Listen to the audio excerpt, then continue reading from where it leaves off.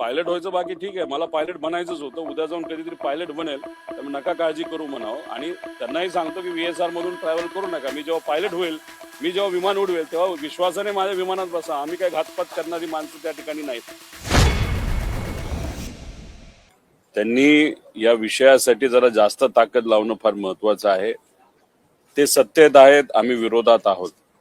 आम्ही आमच्या परीने त्या ठिकाणी लढतोय. अख्खा महाराष्ट्र मीडियापासून ते सामान्य कार्यकर्त्यांपर्यंत ज्यांचं राजकारणाशी काही घेणं देणं नाही, असे सुद्धा अनेक नागरिक हे दादांच्या बाजूला आवाज उठवत आहेत की दादांना न्याय मिळाला पाहिजे. मग याच्यात त्या पार्टीचे जे प्रमुख आहेत आणि ते परिवारातले एक आहेत, त्यांनी जर अजून जास्त ताकद लावली तर मला असं वाटतं की नक्कीच आपल्याला अजितदादांना न्याय देता येईल. पण साधा FIR जर महाराष्ट्रात होत नसेल, घाटकोपरला जो काही 2019ला ऍक्सिडेंट झाला, त्या ऍक्सिडेंटमध्ये म्हणजे विमानाचाच ऍक्सिडेंट झाला होता, तिथं किरीट सोमय्या गेल्यानंतर FIR घेतला गेला. त्या FIR मध्ये आणि या FIR मध्ये काहीच फरक नाही. पण अजितदादांचा FIR या महाराष्ट्रामध्ये इथं असणाऱ्या पोलीस प्रशासन जर तिथं घेत नसेल तर मग ह्याला काय आपण म्हणणार? मग जे सत्तेत आहेत त्यांच्यात ताकद असेल तर थोडी ताकद लावून FIR तर होऊ द्या, आणि दिल्लीत जाऊन काही लोकांशी, मोठ्या नेत्यांशी जाऊन जर पाठपुरावा केला तर नक्कीच त्याचा फायदा होईल. पण बघा, काल VSR कंपनीचा मालक म्हणजे VK सिंग हा CID ला भेटण्यासाठी आला होता. पोलिसांना भेटण्यासाठी आलेल्या माणसाबरोबर तुम्ही आसपास जर बघितलं तर बंदूकधारी सिक्युरिटी सुद्धा होते. 11-11:30 वाजता VK सिंग CID कार्यालयामध्ये आले असं आम्हाला कळलं. फार नाश्त्यापासून जेवणापर्यंत, आणि कदाचित आम्हाला असंही कळलं की संध्याकाळी अर्धा एक तास त्यांना टीव्हीवर क्रिकेटची मॅच सुद्धा तिथं दाखवली. त्याच्याच बरोबर येतानाचं फुटेज आपल्याकडे आहे, पण जाताना ते कुठल्या गाडीत गेले हे लोकांना कळलं नाही.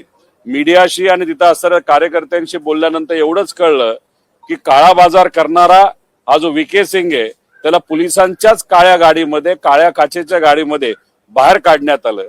म्हणजे एवढी VIP ट्रीटमेंट तुम्ही एका क्रिमिनल इन्व्हेस्टिगेशन मध्ये असणाऱ्या प्रमुख, जो कोणी क्रिमिनल या अंगाने आपण त्या व्यक्तीकडे बघत आहात, त्याला जर तुम्ही VIP ट्रीटमेंट देत असाल तर हे म्हणजे फारच दुःख करणारं आहे. आज संध्याकाळी 4 वाजता मी CID ला जाणार आहे. माझ्याकडे जी काही कागदपत्र नवीन आलेले आहेत मी त्यांना ती देईलच. पण त्याच्याच बरोबर त्यांनी आम्हाला सांगितलं होतं AIB चा रिपोर्ट हा आल्यानंतर आम्ही FIR करू. मग आज जाऊन आम्ही त्यांना विचारणार आहोत की तुम्ही FIR करणार आहात का. तसं बघितलं तर लिगली ते FIR केलं पाहिजे, पण बघूया. त्यामुळे सत्तेत असणारे, दादांबरोबर काम करणारे, दादांच्या फार जवळचे असणाऱ्या सर्व लोकांना मला एवढं सांगायचं, तुम्ही सत्तेत असताना सुद्धा इन्व्हेस्टिगेशन ज्या दिशेने जायला पाहिजे, ज्या ताकदीने इन्व्हेस्टिगेशन व्हायला पाहिजे, पारदर्शक पद्धतीने व्हायला पाहिजे, FIR त्या ठिकाणी घेतला गेला पाहिजे. दुर्दैवाने त्या गोष्टी होत नाहीत. याच्यावरनच समजून घ्या, सत्तेत असून सुद्धा काही प्रमाणात तुम्हाला अजितदादांना न्याय देता येत नाही. त्यामुळे कृपा करून तुमची ताकद, तुमच्या सत्तेचा वापर करून कुठेतरी या इन्व्हेस्टिगेशनला दिशा देण्यासाठी प्रामाणिकपणे प्रयत्न करा. एवढीच विनंती त्या लोकांना मी त्या ठिकाणी करतो. मुख्यमंत्र्यांची भेट घेत आहे.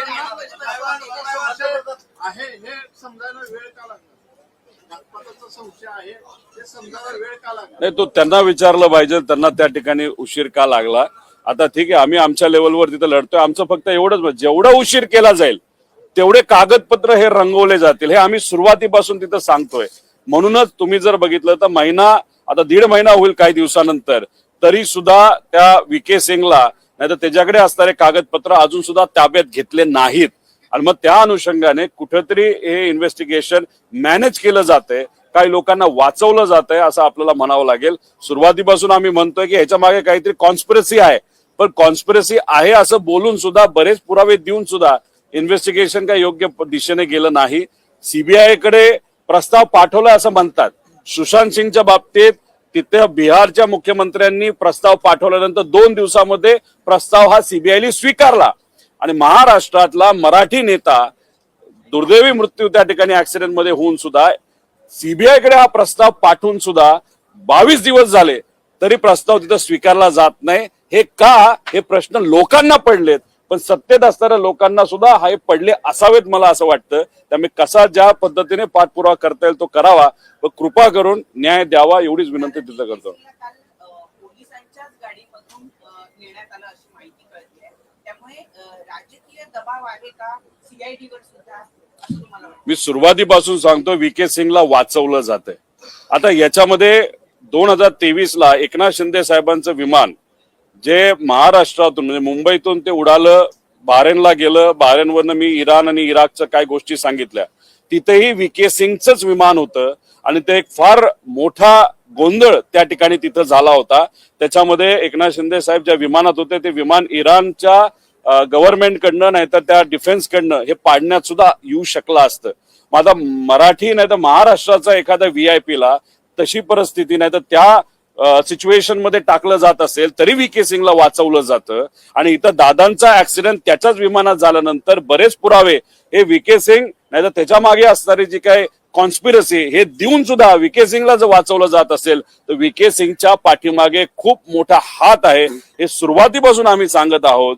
अनेक मोठ्या नेत्यांची नाही तर त्यांच्या जवळच्या व्यक्तींची विमानं VK सिंग स्वतःच्या कंपनीच्या माध्यमातून उडवतो. बऱ्याच लोकांचा पैसा VK सिंगच्या कंपनीमध्ये असला असल्यामुळे त्याचे पुरावे आम्ही दिले असल्यामुळे VK सिंगला वाचवलं जातं. पण या चिरकुट माणसाला वाचवण्याच्या नादामध्ये अजितदादांचा जो काही घातपात नाही तर घात झाला नाही तर ऍक्सिडेंट झाला, अजितदादांना मात्र त्या ठिकाणी न्याय देता येत नाही. ही फार दुर्दैवी गोष्ट आहे. विमानं जी आहे ती ग्राउंड केली गेली पाहिजे अशी सुद्धा मागणी अजित पवार कुटुंबियांच्या वतीनं करण्यात आल्याचं नाही केवळ 4 विमानं जी ग्राउंड करण्यात आलेली आहे त्याच्यावर भागणार नाही. इतर विमानांचा वापर अजूनही महाराष्ट्रातील VIP करतायत असं दिसतोय. मी तीच भूमिका मांडतोय, जयली सुद्धा तीच भूमिका मांडली. त्याचं कारण असं आहे की दादांच्या बाबतीत जे घडलं ते दुसऱ्या नेत्यांच्या बाबतीत घडू नये. त्याच्याचबरोबर दुर्दैवी गोष्ट एवढीच की आम्ही VSRच्या विरोधात लढतोय आणि तिथं सुनित्रा काकींचं जे काय ऑफिस आहे, जे कार्यालय, जे अधिकारी आहेत त्यांना एवढं कळत नाही की नाशिकला जाताना ज्या विमानातून त्या चालल्या होत्या ते सुद्धा VSRचंच होतं. त्यामुळे या बाबतीत कुठेतरी काळजी घेणं फार महत्वाचं आहे. जर लेअर जेटच्या बाबतीत नाही तर जे काही ऍक्सिडेंट झालेलं अजितदादांचं विमान असेल, 23ला झालेलं ऍक्सिडेंट असेल आणि याच्या आधी काही गोष्टी तिथं घडल्या होत्या, याच्यामध्ये जर VSR हे इन्व्हॉल्ड असेल तर मग एका विमानाच्या बाबतीत जर काम चुकारपणा ते करत असतील तर मग दुसऱ्या विमानाच्या बाबतीत सुद्धा काम चुकारपणा करू शकतील. नाही तर मग असं कोणातरी सांगायचा प्रयत्न आहे का की अजितदादांच्याच विमानामध्ये काम चुकारपणा केला, तो माहिती होता, मग त्याच्या मागे काहीतरी एक कॉन्स्पिरसी होती, त्याच्या मागे घात करण्याचं कुठेतरी प्लॅनिंग झालं होतं म्हणून दादांच्या बाबतीतच ते विमान वापरलं गेलं. दुर्दैवाने दादांच्या बाबतीत तो ऍक्सिडेंट झाला. ही गोष्ट काही लोकांना माहिती असल्यामुळे त्यांच्या मनामध्ये असेल की नाही दादांच्या विमानामध्ये मुद्दामूनच ते आपण क्रॅश केलं, बाकीचे विमानं हे क्रॅश होणार नाहीत VSRची म्हणून हे बाकीचे नेते VSRचं विमान वापरतात का? मग कुठेतरी आतली एखादी गोष्ट या नेत्यांना लोकांना माहित आहे का असा प्रश्न साहजिकच त्या ठिकाणी निर्माण होतो. त्यामुळे जर दादांच्या विमानाच्या बाबतीत जर ऍक्सिडेंट झाला असेल आणि त्यात काही नॉन कम्प्लायन्सेस असेल हे DGCRच म्हणतंय तर मग त्या बाबतीत बाकी विमानामध्ये सुद्धा नॉन कम्प्लायन्स असू शकतो आणि ऍक्सिडेंट होऊ शकतो. त्या बाबतीत काळजी घ्यावी.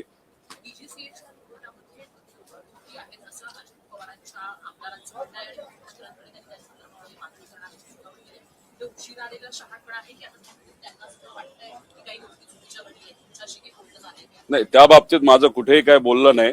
ठीक आहे, उशिरा काही प्रमाणात त्यांच्याकडनं पुढाकार घ्यायला सुरुवात झाली असली तरी ते पुढाकार घेत आहेत ही चांगली गोष्ट आहे. कारण का या लढ्यामध्ये एक विरोधात असणारा आमदार नाही तर एक पार्टी ज्याच्यामध्ये आम्हाला सुप्रियाताईंची मदत आहे, आमच्या पार्टीची मदत आहे, कार्यकर्त्यांची आहे, सगळ्यात महत्वाचं मीडियाची मदत या अजितदादांना न्याय देण्यासाठी खूप मोठ्या प्रमाणात आणि महाराष्ट्रातले लोक सोशल मीडियावर त्या ठिकाणी लिहित आहेत. तर नेते जे सत्तेत आहेत त्यांनी सुद्धा जर मदत केली तर नक्कीच त्याचा फायदा होईल. उशिरा का काय तो त्यांचा विषय, पण आता तरी मदत करून FIR होणं, FIR का व्हावं कारण का त्या दिशेने आपल्याला ते इन्व्हेस्टिगेशन तिथं नेता येईल, काही डॉक्युमेंट्स आपल्याला मिळतील आणि त्या डॉक्युमेंटचा अभ्यास करून नक्कीच काय खरं घडलं हे आपल्याला तिथं कळू शकतं. हा विमान अपघात जरी असला तरी काही लोकांकडनं असा संशय व्यक्त केला जातोय की हा सुनियोजित मर्डर आहे. या सगळ्या संदर्भात सातत्यानं वाच्यता पण होते. स्वतः पवार कुटुंबीय अर्थातच सुनेत्रा पवार, पार्थ पवार यांच्याकडनं देखील या विमान अपघाताच्या संदर्भात शंका उपस्थित केलेली आहे. मी हेच म्हणतोय आता बघा की अजितदादा कुठल्या कंपनीच्या विमानात गेले? VSR. आता VSR कंपनीच्या विमानात दादा गेल्यानंतर तरी सुद्धा दुसरे VSR ची विमानं बाकीचे नेते आणि मोठे मोठे व्यावसायिक त्या ठिकाणी वापरत असतील तर मग कुठेतरी आपल्याला हेच म्हणावं लागेल की कदाचित काही लोकांना माहिती असावं की दादांचं जे विमान होतं त्याच्यामध्ये मुद्दामूनच काहीतरी घोळ केला होता आणि त्याचा तिथं ऍक्सिडेंट झाला आणि बाकीची विमानामध्ये घोळ नाही ते आपण वापरू शकतो. मग काही लोकांना हे माहिती आहे का की दादांचं विमान हे खराब होतं, मुद्दामून त्यांना दिलं आणि मुद्दामून त्या ठिकाणी त्याचा ऍक्सिडेंट केला? मग आम्ही त्याच अँगलनी बोलतोय की टेक्निकल इन्व्हेस्टिगेशन AAIB करते, पण ते सुद्धा त्यांच्या अधिकाऱ्यांना वाचवण्याचा प्रयत्न करते आणि VSRला.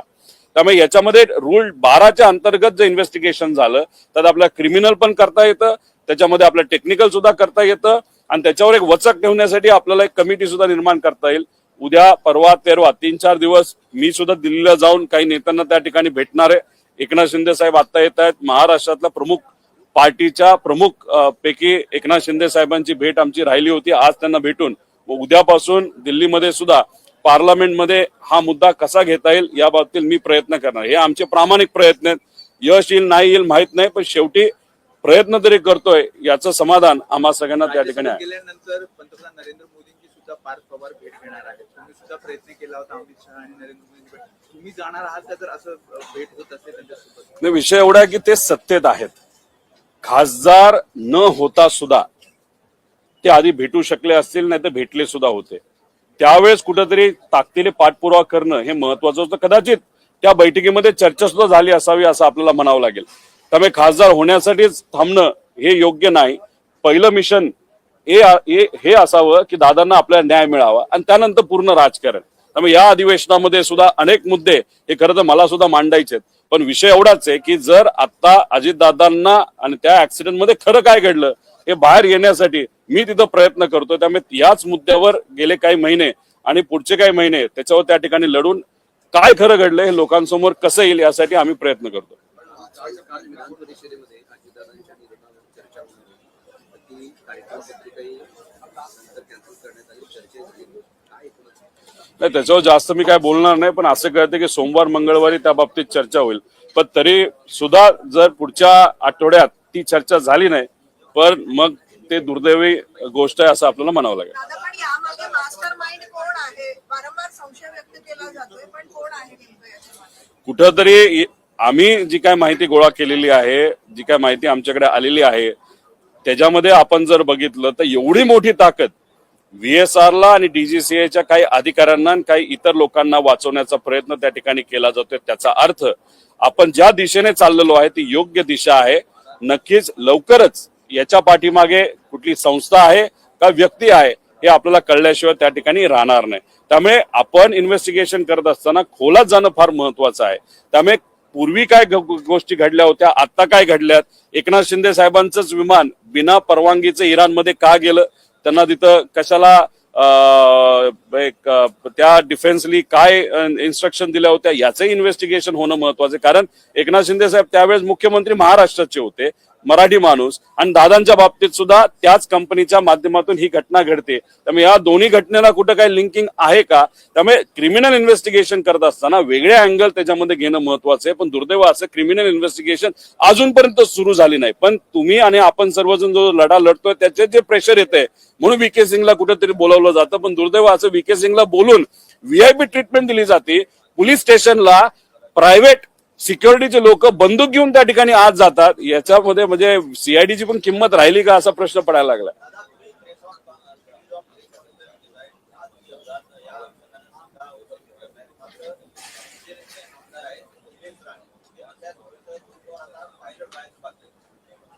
नाही, आता पायलट व्हायचं बाकी ठीक आहे, मला पायलट बनायचंच होतं. उद्या जाऊन कधीतरी पायलट बनेल, त्यामुळे नका काळजी करू म्हणावं. आणि त्यांनाही सांगतो की VSR मधून ट्रॅव्हल करू नका. मी जेव्हा पायलट होईल, मी जेव्हा विमान उडवेल तेव्हा विश्वासाने माझ्या विमानात बसा. आम्ही काही घातपात करणारी माणसं त्या ठिकाणी नाहीत. पण त्यांनाच एक सांगायचं आहे की घातपात करणाऱ्या लोकांपासून त्यांनी तरी त्या ठिकाणी सांभाळून राहावं एवढं त्या ठिकाणी सांगतो.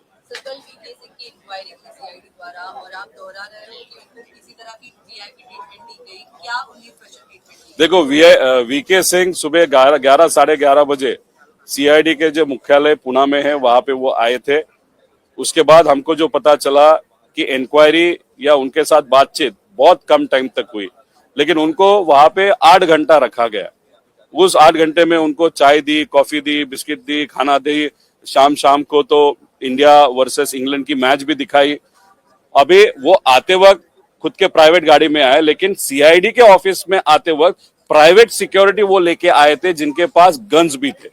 अभी सीआईडी के पास आप आ रहे हो, इन्वेस्टिगेशन वहां पे चल रहा है, वहां पे आप सिक्योरिटी लेके अगर आ रहे हो और वो परमिशन वहां पे मीडिया को आने की परमिशन नहीं है सीआईडी में, लेकिन आर्म्ड जो प्राइवेट सिक्योरिटी उनको वहां पे परमिशन वहां पे दी। उसी के साथ आते वक्त वीके से हम सबको दिखे, जाते वक्त दिखे नहीं। उसका कारण है कि पुलिस की जो गाड़ी थी ब्लैक कलर की, उसके ग्लासेस थे, उसमें उनको बाहर निकाला गया, ऐसे वहां पे कहा जाता है। अभी मीडिया से वीके सिंह क्यों डरता है, मीडिया से क्यों नहीं बात करना चाहता, और 8 घंटा आप उसको बिठाने के बाद थोड़े बहुत चर्चा वहां पे हुई, उसके बाद उसको क्या मतलब वहां पे क्या चर्चा है वो भी देखने की वहां पे जरूरत है। मैं खुद आज 4 बजे सीआईडी का मुख्यालय पुणे में वहां पे जा रहा हूं। मेरे पास जो डॉक्यूमेंट्स आई है वो वहां पे हमको सबमिट करनी है, जो भी नए चीजें मेरे पास वो आई है, और मैं वहां पे सीआईडी को जाके पूछने वाला हूं कि आपने बोला था कि एआईबी का रिपोर्ट पहला आने दो, उसके बाद हम एफआईआर करेंगे। अभी रिपोर्ट आके 5 दिन हो गया, अभी हमारी अपेक्षा है कि आज हम वहां पे जाने के बाद एफआईआर वहां पे ली जाएगी। मैंने अगर आप देखें तो बहुत सारे प्रेजेंटेशन के माध्यम से जो सत्ता में पार्टियां हैं, जैसे कि टीडीपी पार्टी है, उनका लिंकिंग आप सबके सामने हमने लाया था। बीजेपी के कुछ इंडस्ट्रियलिस्ट है, उनका लिंकिंग लाया था। कुछ एमएलए एमपी से है, बहुत पैसे वाले बीजेपी के एमएलए, उनका वहां पे लिंकिंग लाया था। उसी के साथ कोलकाता के जो खोखला कंपनियां है, जो जिसको खोखा कंपनी बोलते हैं, उसके माध्यम से 850 करोड़ कैसे लाए, और वो 850 करोड़ से 80 करोड़ वीएसआर में कैसे गए, वो भी प्रूफ हमने वहां पे दिया। मतलब यहाँ पे बहुत बड़ा पैसा और बहुत बड़ी पावर ये वीएसआर कंपनी के पीछे है, और इसके पीछे ये जो लोग है वो शायद प्रेशर ला रहे कि अजीत दादा को वहां पे न्याय न दिया जाए या इन्वेस्टिगेशन प्रॉपर्ली नहीं किया जाए, वीएसआर को बचाया जाए, जिसके कारण ये जो नेता है वो बचेंगे, और दूसरी बात जिनका पैसा इस कंपनी में वो भी बचेगा। मतलब पैसे को ज्यादा महत्व वहां पे दिया जा रहा है, क्रिमिनल एंगल से कोई भी इन्वेस्टिगेशन वहां पे नहीं हो रही। और उसी के साथ मैं आपको यही बता रहा हूं कि वीएसआर ये जो कंपनी इतनी खराब कंपनी है कि महाराष्ट्र का अगर उदाहरण दे, वो भी पॉलिटिकल उदाहरण दे, तो 2023 में एकनाथ शिंदे साहब जब ट्रैवल कर रहे थे टूवर्ड डावोस, तो बहरीन में उनका प्लेन रिफ्यूलिंग के लिए रुका था। उसके बाद ईरान में जब गया, तब ईरान के डिफेंस के लोगों ने उनको वहां पे इंस्ट्रक्शंस दिए थे, अगर आप 5 मिनट में वापस नहीं गए तो हमको शूट डाउन करना पड़ेगा प्लेन। मतलब वीएसआर तब भी था, एकनाथ शिंदे तब मुख्यमंत्री थे, महाराष्ट्र के बहुत बड़े नेता थे, और फिर आज दादा के साथ जो हुआ वो भी बड़े नेता थे, उप मुख्यमंत्री थे। अभी वीएसआर दोनों में कॉमन है, वीके सिंह दोनों में कॉमन है। वीके सिंह का और बड़े बड़े नेता और बिजनेसमैन का रिलेशन हमने आप सबके सामने, लोगों के सामने वहां पे लाया, तो कोई ना कोई तो भी इस कॉन्स्पिरेसी के पीछे है। दादा के बारे में तो कॉन्स्पिरेसी है, हम तो बोल ही रहे, लेकिन एकनाथ शिंदे साहब के पीछे भी कि कॉन्स्पिरेसी थी क्या, वो रिसर्च या इन्वेस्टिगेशन करने की बात है।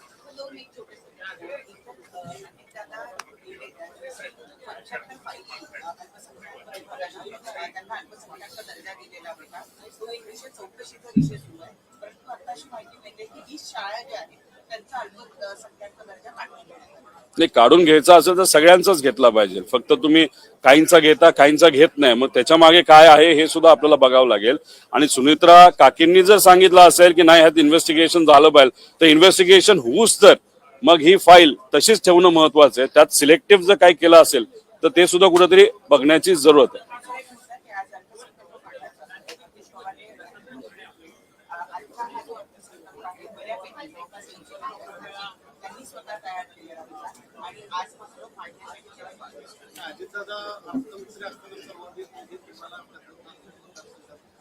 महाविकास आघाडी असताना त्यांनी नक्कीच त्यावेळेस तिथं मला सपोर्ट केला, पण नंतर आपण बघितलं तर महायुतीचा जो काही धर्म होता त्यांनी तिथं पाळला। त्यानंतर मला त्यांनी निधी दिला नाही, पण जेव्हा केव्हा आम्ही त्यांना भेटायचो, काही अडचण असेल तर ती अडचण सोडवण्यासाठी प्रामाणिक प्रयत्न त्या ठिकाणी करायचा। राहिला प्रश्न बजेट मांडण्याचा, अजून 2 वेळा जर बजेट दादांनी तिथं मांडलं असतं तर या महाराष्ट्रामध्ये सगळ्यात जास्त वेळा बजेट मांडणारा कोण नेता होता तर अजितदादांचं नाव त्याच्यामध्ये घेतलं गेलं असतं. ही दुर्दैवी घटना जर घडली नसती तर नक्कीच दादा यावेळेस सुद्धा त्यांनी मांडलं असतं, पुढच्या वेळेस त्यांनी मांडलं असतं आणि या राज्यातलं एक जे एक मानाचं पद नाही तर मानाचं जी गोष्ट आहे की अर्थसंकल्प सगळ्यात जास्त मांडणारा एक नेता म्हणून त्यांचं नाव घेतलं जातं, हे आज होणार नाही याचं दुःख नक्कीच आहे. आणि दादा मांडत असताना फायनान्शियली सुद्धा ते फार स्ट्रिक्ट असायचे की राज्याला कुठे अडचण आली नाही पाहिजे, उगाच एखादी योजना आणायची म्हणून आणणं हे योग्य नाही, त्याच्या मागे जर प्रोव्हिजन असेल तरच ती योजना आणणं तिथं महत्वाचं आहे. त्यामुळे कुठेतरी एक शिस्त असायची. आता या बजेटमध्ये आज जे बजेट मांडलं जाणार आहे त्याच्यामध्ये शिस्त आहे का हे आपण बघूया, पण आम्हाला ज्या काही गोष्टी कळलेल्या आहेत त्याच्यामध्ये ठोक तरतूद वर जास्त लक्ष दिलं जाणार आहे. ठोक तरतूद कधी दिली जाते तर आज त्याच्याबद्दल म्हणजे एखादा प्रोजेक्ट हा डिक्लेअर केला जात नाही, ठोकच्या अंतर्गत त्या विभागाला पैसे दिले जातात आणि मग पुढचे 6 महिने 7 महिने त्या ठोक तरतुदीचा वापर तिथं केला जातो. ठोक तरतुदीचा वापर कधी केला जातो, काही आमदारांना आपलंसं करायचं असेल तर, नाहीतर काही लोकांना सांगून नाही तुला निधी देतो तू आमच्या बरोबर बस बोल हे.